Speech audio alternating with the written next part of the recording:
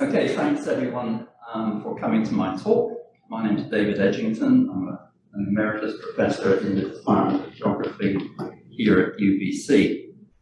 In the spirit of our network and following on presentations by Carlos and Jocelyn, I thought I would try to introduce myself and say how a geographer became interested in disaster studies, and then say something about my passion with post-disaster recovery.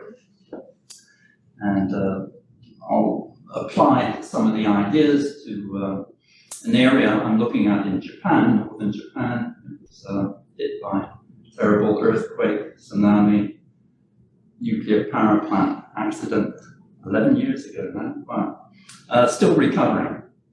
And then at the end, I'll try and bring it back to our work here in British Columbia.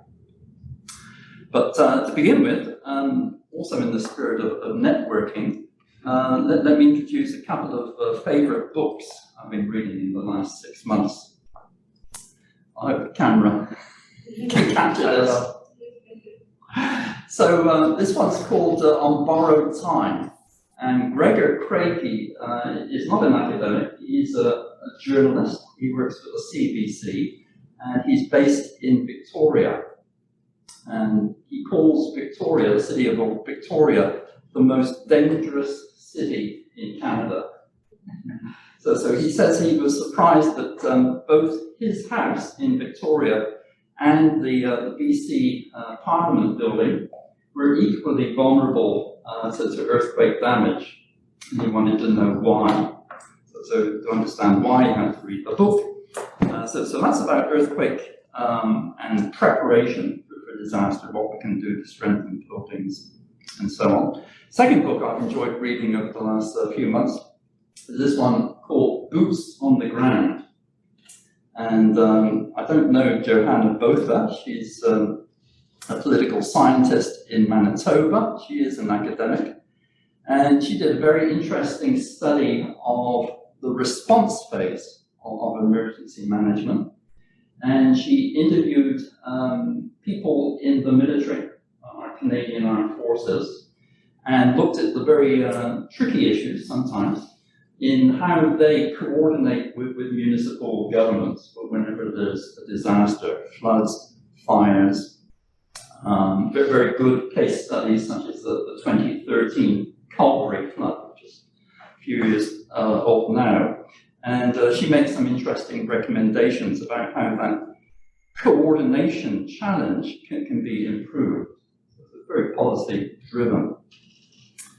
And then finally, I thought it'd be interesting to just underscore that next month, I don't know if the camera can see this, we're having a conference in Vancouver put on by a group called Emergency Preparedness and Business Continuity. What's the purpose of the conference? About 400 to 500 practitioners come to downtown Vancouver. It was a Zoom conference last year. Stephanie and I made presentations about some of our research. But I thought for the purposes of the faculty and students involved in our network, it's an excellent way of networking with practitioners. Carlos is going to attend and say something about the Disaster Resilience Research Network. But thinking in the future, if you have a hot topic that would be interesting to practitioners, legal studies, disasters, anthropology studies, and so on, this is the venue. So there's a direct correlation between our academic work into practical hands, which I guess is why we're all here. In the abstract I put together for today, I make the point that we often hear in Canadian disaster studies that as a country, as a system, we are quite good in terms of the emergency response. So thinking about the Atlantic hurricane 2 or 3 weeks ago, there were some glitches, but there were boots on the ground. There were utility people repairing the broken poles, trying to get the water fixed, the electricity fixed, and so on. Pretty much straight away. They've had lots of challenges. But that seems to work because those folk, the fire, the ambulance, the police, the utility power companies, and so on, they prepare. They prepare. They do training. And that's good. Less successful is often, well, certainly preparedness and mitigation, but the recovery part of the disaster cycle. So here we have Lytton, which was burnt to the ground 18 months ago in the summer heat wave. We had the terrible winds and fire, and 400 people are still waiting to go back home. So part of what I'm trying to pitch today is that we don't, as practitioners, prepare for recovery so much. That there are recovery plans, but for municipalities in Canada, almost nothing. Almost nothing. So as a social scientist, what can research do to try and underscore that this needs a plan for recovery, difficult, complex as it is? Next slide, please. So, I got interested as a geographer in disaster planning, disaster management, through hanging around Japan. Japan's just one of those countries. Every year there's a volcanic explosion, there's too much rain, there's not enough rain, there's landslides, there's earthquakes, there's tsunamis, there's cyclones, and so on. So, in a sense, that the society and the culture has, over many, many years, upgraded its systems, government, private sector, and so on, to address the situation with which the country finds itself in. I first started doing work on disaster management in Japan at the time of the Kobe Hanshin earthquake back in 1995. I was on sabbatical, I was teaching at a Japanese university. I was 50 kilometers away from Kobe and felt the shaking 6:45 in the morning. It woke me up. Secondly, I'll say something about some of my favorite literature for post-disaster recovery, and then take those ideas and my interest to a current study, which is looking at aspects of the geography of population and infrastructure recovery in northern Japan after the 2011 earthquake, tsunami, and nuclear power plant accident. And then finally, hopefully we'll have some time to bring it back to British Columbia, and then I'm hoping we can have a vigorous conversation. Next slide, please. So, I'm from a geography department. I guess a previous career I had in urban planning, but I didn't look specifically at disasters. Within my department, there are folk who are natural scientists.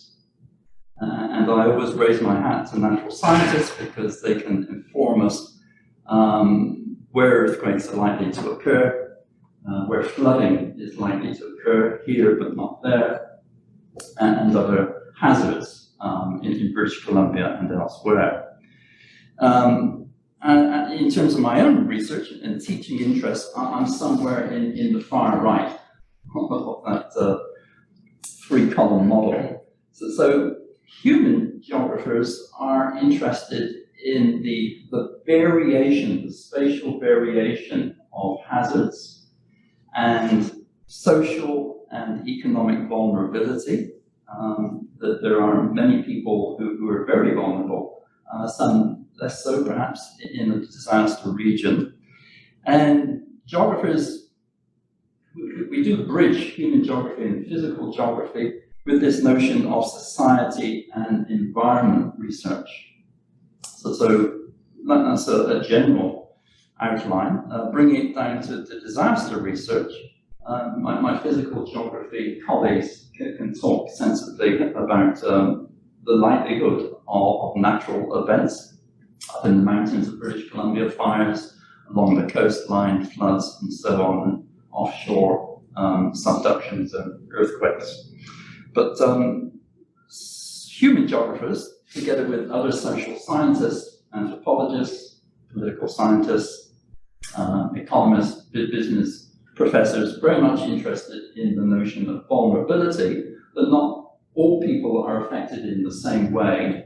And for geographers, there's an interesting spatial variation. So we look at population and housing census statistics to try and find our way through that. We invent our own interview questionnaires. We go household to household, community to community, and interview informants at different scales of government. So what's the federal government interest in disaster events? Or what's the provincial interest? Or what are local municipality and Indigenous First Nation band leaders? What do they have to say? What are they doing in terms of planning? Next slide.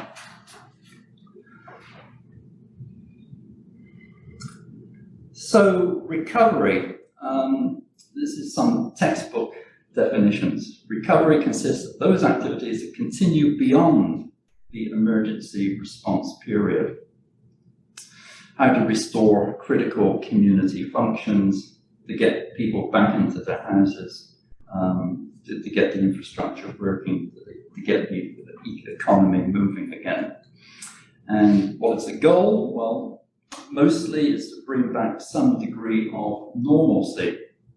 So it's often said in the scholarship literature that communities affected by floods and fires and earthquakes, when they have to evacuate very often, they have in their own minds a sense of recovery.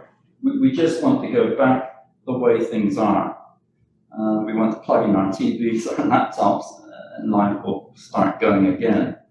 But that often differs from the bureaucratic interest in recovery. So time after time, mayors and political leaders in the post-disaster event will say, we will bring you back and build better. So they have a sense that there's a chance often to improve the community, either environmentally, socially, spatially, many dimensions. And that conflict or dislocation between what the community thinks is the normal and the bureaucrat's notion of a new normal, it is part of the recovery literature. What happens in a recovery? Well, we're seeing this in Lytton, also in Atlantic Canada now. It's recovery, removal of the debris, trying to get the infrastructure to work again, trying to build houses and public buildings, schools, hospitals, clinics, and so on. When that's finished, many people will say that's the end of the recovery period. Another slide, please.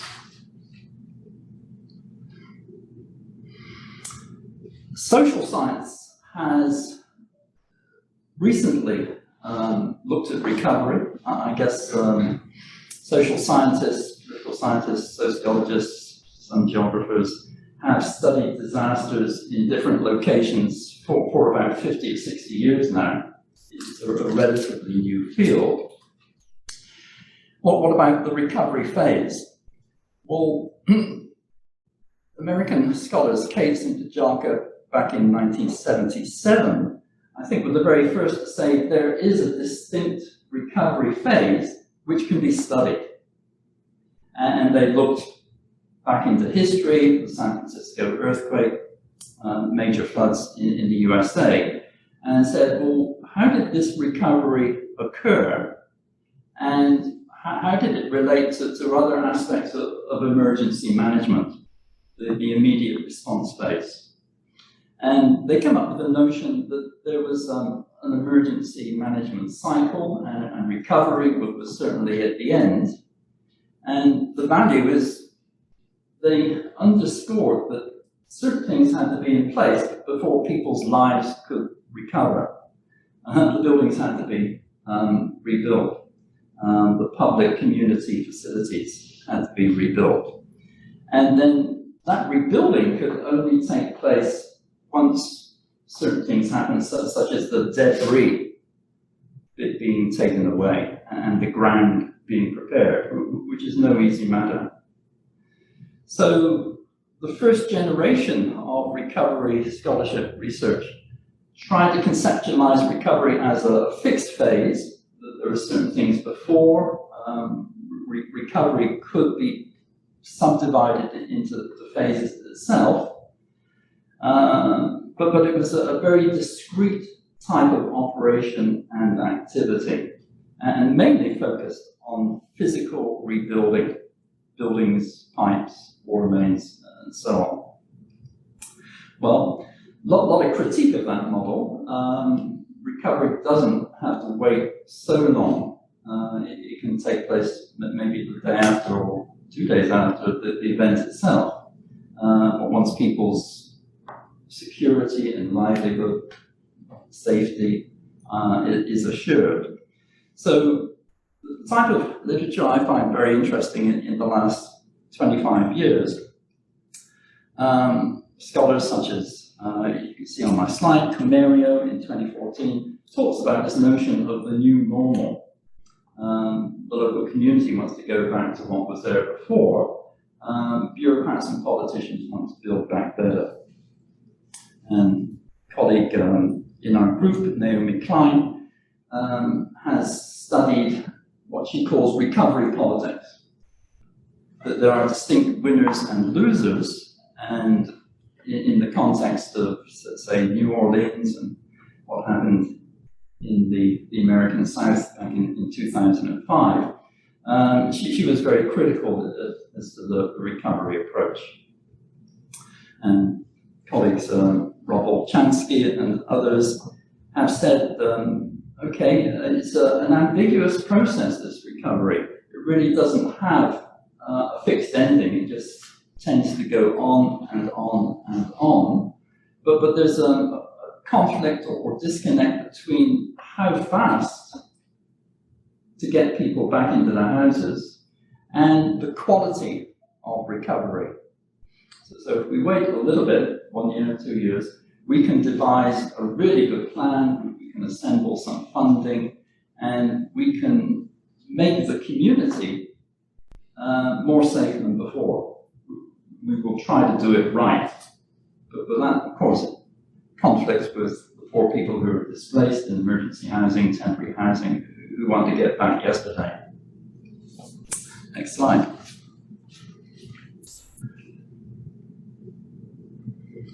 So reading this literature, thinking about the complexity and uncertainty of recovery, it seemed to me that social scientists and researchers can contribute in 2 ways, at least 2 ways.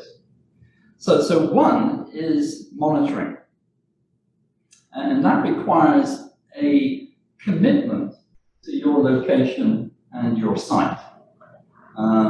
People say often that the emergency response, getting boots on the ground to save people, is a sprint. The faster the better, and that's why we prepare to go into action.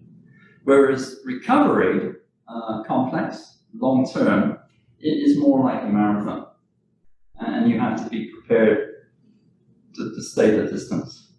And it's exactly the same for academics. To do good recovery research, you have to go back and go back and go back and monitor. What do you monitor?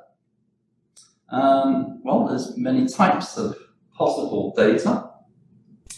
Certainly how quickly the debris was removed and why it varied in a large catastrophic disaster location. Why this town cleared its debris faster than that town, and so on. And how quickly infrastructure was put back together, that there's a geographic dimension to that spatial unevenness. And in the longer term, how long did it take to replace housing? You hear in the press releases about Lytton, the village that was burned to the ground, a great frustration by the local community. People will have said, provincial government rebuilt the Coquihalla Highway, which was damaged by a rainstorm last November, within 6 months. But a year out, 18 months out, why aren't we back in our houses in Lytton? Okay, you can monitor that rate of return, but as a geographer, if you're interested in looking at this notion of spatial unevenness, you have to try to find data and indicators which are the same right across the region. And that's not so easy. That's not so easy. Next one. So these are some of my favorite studies on the speed and quality of recovery across a wide disaster regions. Stephanie did a study of Kobe, and I think you looked at population levels for the different neighborhoods of Kobe, showed some variation there. Other scholars have looked at a combination of official statistics and their own household surveys. How do you feel the recovery went? Adequate, not adequate, and so on. In a Japanese context, political scientist Daniel Aldrich, back in a paper published in 2016, he had a very unique database of many, many communities, looking at how the repairs were going, how quickly Japanese convenience shops were able to set up a business focus, how many people are still living in temporary housing. And he was able to look at the spatial variation and do some statistical analysis. Next one, please. So, social scientists, we can monitor this important recovery phase, and then we might, because we're academics, throw out some research hypotheses. But why did village or township A recover quicker than village or township B? Those type of studies are few and far between. And because you're comparing and contrasting, in a sense, that's very controversial. Why was the Coquihalla Highway put together quicker than rehousing in Lytton? Is a political issue. Social scientists generally find it tricky to move across disciplines. We were just talking about this. And in these type of recovery studies that I've looked at, the single issue comes up which reflects our own research biases. That's only natural. So political scientists might look at the quality of the mayors, the quality of leadership, and come to a conclusion that yes, this really matters.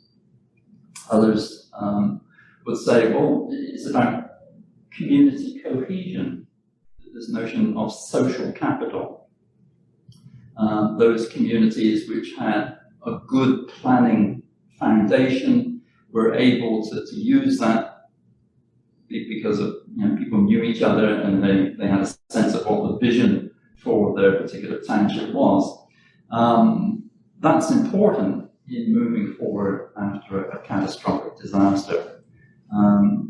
People where there are many transients within a society, people coming and going all the time, won't have the same cohesion or future vision to aid the recovery. Favorite piece of literature, I think it's Anthony Rumbach from Texas. I don't know if you know this person. Andrew, thank you, yes. Studying the 2013 Colorado floods. Anthony, I think Andrew is a planner. Why do I like this piece of work? Because he emphasized the power of place. He said geography is so important. Physical vulnerability, varied. Social capital was important, and citizen participation and the culture of planning that pre-existed in this study, the argument was very much affected and drove the variation in recovery. Next slide. This is a heroic attempt to try and summarize many of the studies I've been reading, what really shapes speed and quality of this recovery part of the disaster management cycle. So, how can I unpack this? The top box where it says physical geography, natural environment, this is where I kind of came in. So geographers, certainly my natural science colleagues, can look at the pre-existing physical distribution of hazards. Some places are just more dangerous than others, and natural science can inform that. And geographers can look clearly at the extent of a disaster event. Not me, but many geographers in my department who are very savvy in technology and geographic information systems. They're devising techniques and software to measure disasters almost in real time, which is a tremendous application to hand over to practitioners. Physical terrain, flat terrain, mountainous terrain, will impact the speed and quality of recovery. So, running around Japan, as I often do, if you're in a mountainous environment where there's snow on the ground for 5 months of the year, that happens in parts of northern Japan, the ability to rebuild is severely hampered. You have a short window of opportunity every summer. Almost winters make many mountain village communities very difficult to reach, certainly by construction crews. What sort of monitoring might someone interested in the natural environment look at? Well, infrastructure and housing recovery, certainly. And then the way that plays out in terms of social vulnerability, economic recovery, and political science type governance issues is different. So that's a heroic way of trying to categorize some of the literature I've been reading. Next slide. So let me take you to northern Japan. It was an area I'd never been to up until about 10 years ago. And then I used to go back every year just to see how the recovery was going. So we're looking at a coastline of about 600 kilometers long, about the length of Vancouver Island. My map shows the epicenter of the magnitude 9 event in the Pacific Ocean, close to the coast. It took place on 2:15, March the 11th. From memory, it was a Friday, 2011. The pink on my map shows the extent of the tsunami inundation, and it varies, as you can see. And as a geographer, I was drawn to the different types of coastlines. Some very hilly and rocky, a bit like the southern part of Vancouver Island. The mountains virtually comes down straight to the sea. There's not an awful lot of land. But why are settlements there? Because of the fishing. This part of Japanese coast has the most productive fishing in the world. All kinds of very interesting varieties you don't see elsewhere. In the middle of my map, you can see more pink. And the coastline there is different. It's a plain area, more flatland, the Sendai Plain. This was an area where a large earthquake and tsunami was not predicted. And the tsunami came in 4 kilometers, 5 kilometers, 6 kilometers from the coast, causing havoc and destruction.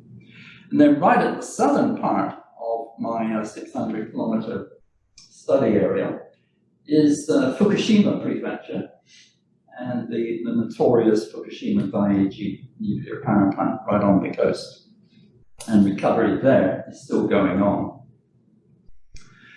So last year, I thought, well, what type of indicators that are common across all these maybe 30 or 40 different towns? They're not big, except for the large community of Sendai. Sendai's about 1 million population city. The rest are fishing towns, maybe 10,000, 12,000, 20,000, and so on. And recovery 10 years after, a little bit controversial. The national government in Japan handled the recovery through a reconstruction agency based in Tokyo, but with branches in northern Japan. And they had some interesting press releases in March last year. It was almost like a tick the box. Roads, yes. Bridges, yes. Hospitals recovering, and so on. But many of the newspapers in Japan and media like Nihon Koso, the equivalent to CBC, did their own individual surveys, and people were not very impressed by the government action. Certainly, infrastructure was back, railways, roads, and so on. But in terms of health, education, personal livelihoods, that there was more work to be done, they thought. And it has to be said that Japan is very strong on engineering. Lots of architects, lots of engineers. Not so much on the type of social planning that we would take for granted here in Canada. Next slide. Across the 500-kilometer coastline, the national government, which pretty much drove the recovery process the last 10 or 11 years, not surprisingly, Japan being Japan, had a one-size-fits-all approach to the program. So quite soon after the event, which was March 2011, some months later, a think tank panel commissioned by the national government said, okay, we're not going through this again. We're taking all the fishing towns away from the coast. And in those very severe coastlines where the mountains come down to the sea, we're going to put them up the hill. We're going to cut flat land into the mountains where it wasn't before.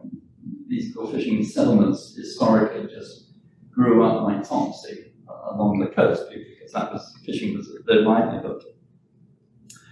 And another important part of our mitigation program is to have high sea walls on the left hand of my slide. Next one. So where did 80% of the reconstruction budget go? Big sea walls, 10 stories high, which were trying to prevent a 100-year tsunami cycle, are very expensive, lots of concrete, big construction budgets, big crews, and so on. So certainly the Great Wall of Japan took a long time to construct, and where the walls were high, according to this one-size-fits-all program, then that delayed people getting back into housing. Next slide. So I had to think about what type of indicator would allow me to look at the spatial variation along these different coastlines.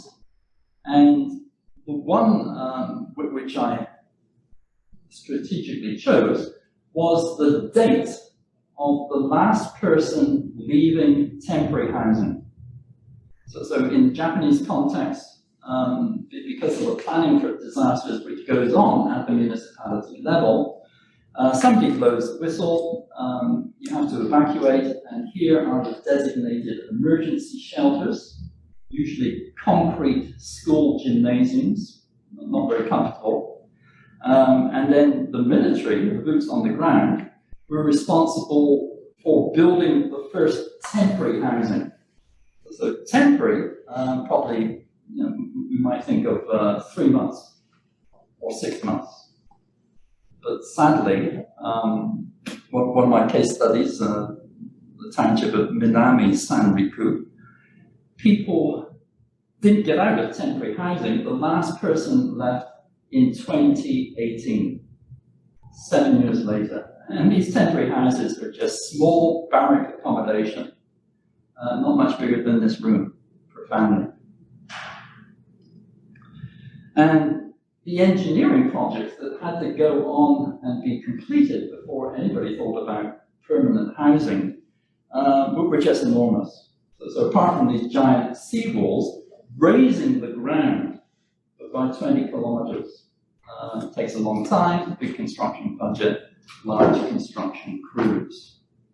And sadly, the population statistics last year showed that this community, about 12,000, lost 40% of its population. I don't want to stay in temporary housing, just one room, for 7 years. People voted with their feet. And who was left behind? Well, you can imagine. Seniors, people who were renters beforehand, they had no way to get back into the private housing sector, and they had to wait for municipalities to build public social housing. Next slide. The coasts that I identified on the map, not all of them were mountains going straight down into the sea. Remember I talked about the Sendai Plain. Sendai is one of Japan's million population cities. It's the biggest one in northern Japan. And the terrain is like a plain, much flatter. So the one-size-fits-all program for that area, not the very, very high sea walls, but some embankments, some tree planting, and some very interesting parkland, 20 meters high, trying to protect the coastal villages. But there was a relocation of the villages from the coast, that was the plan, inland, 3 kilometers, 4 kilometers, behind the embankment and the other mitigation programs that were put in place the last 10 years. Next slide. So my case study from that part of the 500, 600 kilometer coastline is this new town of Tamauri Nishi. It's in the municipality of Iwanumi in the Sendai Plain. Maybe 500, 600 houses, amalgamated 4 or 5 existing coastal villages. Sorry, we're not allowing you to go back to the coast. The coast is now a no-go zone for residences. You can certainly store your fishing boats there, have some tackle, maybe some fish processing. But because of the flat land, this township was opened in 2014, 2015, so say 4 years. And Iwanumi City, which involves the township and surrounding areas, maintained its population. So naturally enough, the longer you're out of permanent housing, the longer the recovery takes, the less likely you are to stick around a community. So much uncertainty. When can I go back? Will my friends come back? Will I know my neighbours afterwards?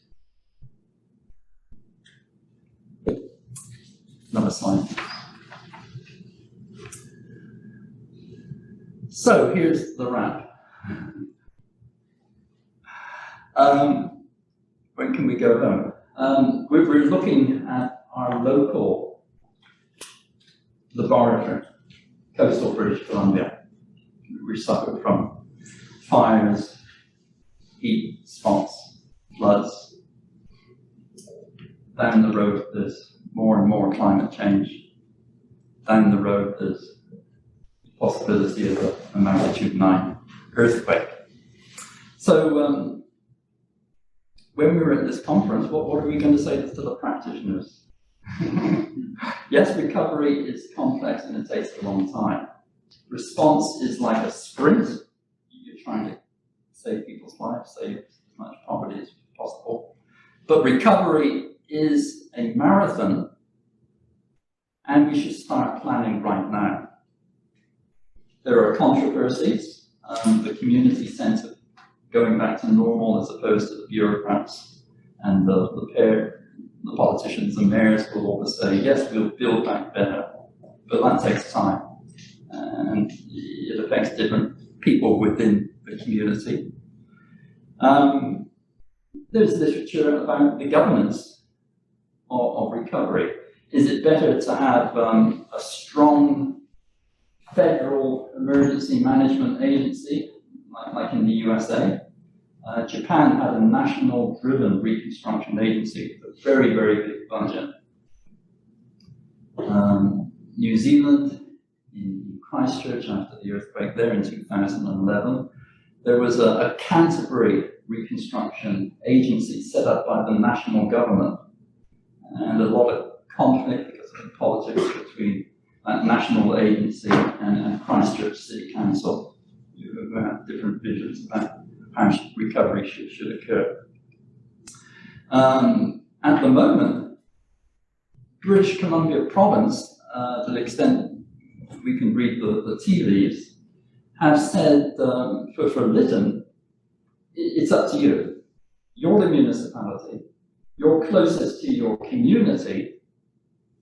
We're not going to tell you how to recover. We'll try to organise a budget, which they have. That they bullied the federal government, Mr. Trudeau, to step up with some funding as well. There's liaison folk in the BC government with Fraser Valley and Lytton. And there's liaison folks within the main provincial emergency management BC agency.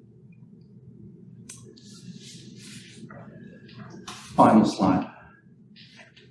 So, geography, Japan, British Columbia, recovery, these are some of my favourite things. Thank you for attending and your interest. If you have any questions, now's the time.